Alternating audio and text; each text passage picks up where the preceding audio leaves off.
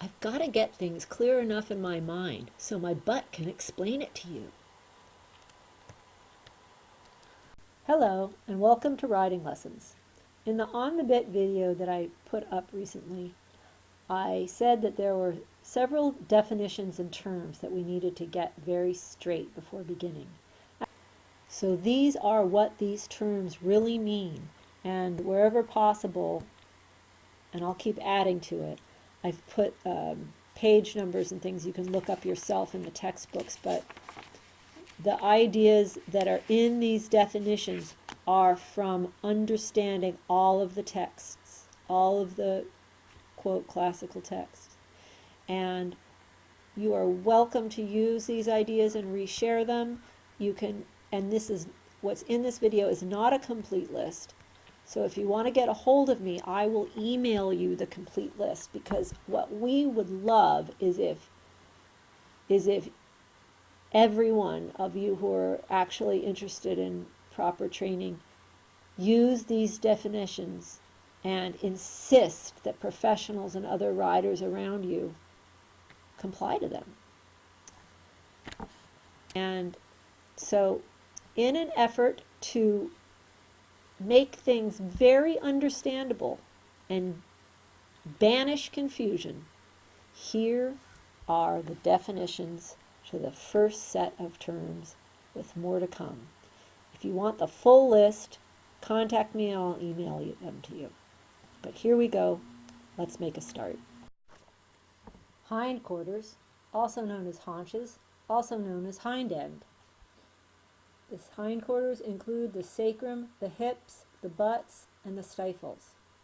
The hindquarters do not include the lower legs, i.e. below the stifle. Hocks are not hindquarters, said Herr Steinbrecht, and motion is the element of the horse, and all motion begins in the hindquarters. There are two forces of the hindquarters. The two forces are propulsive force and carrying power. Thrust, also known as propulsive force. Thrust is one of the two forces of the hindquarters. Thrust equals motion plus contact. Thrust is directed motion. An arrow shot from a bow has thrust. Other names are driving force, propulsive force, pushing force, impulsion. Thrust is governed by carrying power. It is this thrust that is gathered and governed, i.e. collected, by the carrying power of the hindquarters during training. Training aims to make the management of the thrust perfect. The source of thrust is only the hindquarters. All transporting work is from the hindquarters. Carrying is the ability of the hindquarter joints, by the arrangement of their mechanically advantageous angles, to manage the mass of the horse plus the rider in every condition, in motion and out of motion, and to govern that mass and its thrust by deliberately propelling along a determined line of travel. The carrying power governs thrust. It is not thrust. This carrying ability of the hindquarter joints, A, determines the force of the thrust per stride, B, determines and adjusts the trajectory of that thrust, C, determines and adjusts the length of the footsteps, and D, gathers, restrains, and or recycles.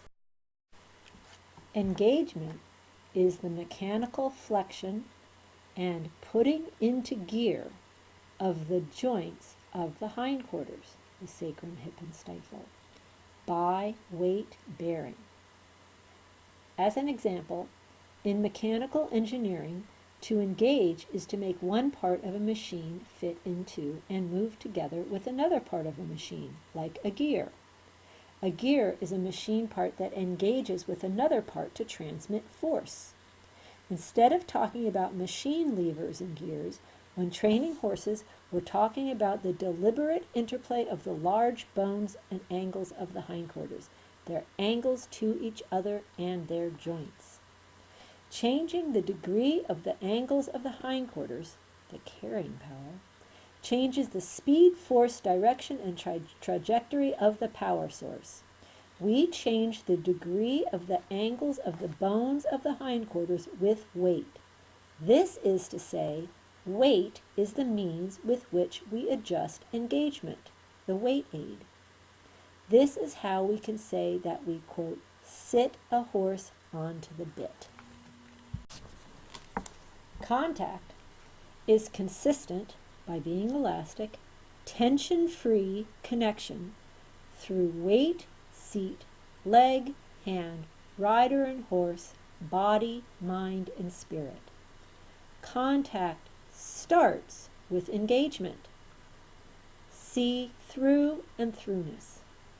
Important note, rein contact is the final, not the first, point of contact between the horse and rider.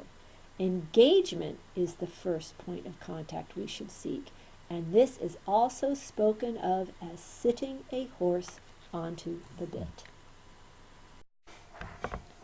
Thru, or through the back, when fully developed, is the elastic, soft, but strong quality of the developed, connecting, conductive, and transmissive top line. See also Schwung and through the back.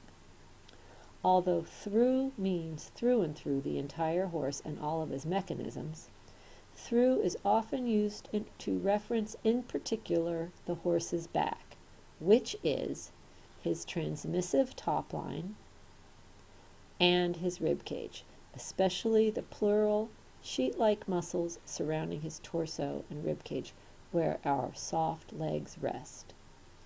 Throughness is relative and develops by degrees. It is possible for a horse to be finding his back, then starting to be through, and later to be coming through, but still not yet be totally through nor schwung.